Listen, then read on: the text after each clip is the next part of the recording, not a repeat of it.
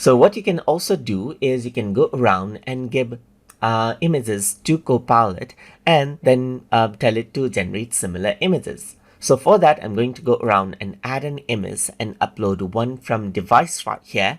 And let me just go around and select this particular image right here, just like this image of a lotus. So I'm going to go around and say generate similar flower images right here, just like this. So once I go around and do that, it'll analyze out this image right here. So it says analyzing the image right here, just like this, and then will generate out similar images. So you need to go around and then generate it out. So you can see that it went around and detected that it is a pink lotus right here, just like this. And then now what happens is that the image will be generated.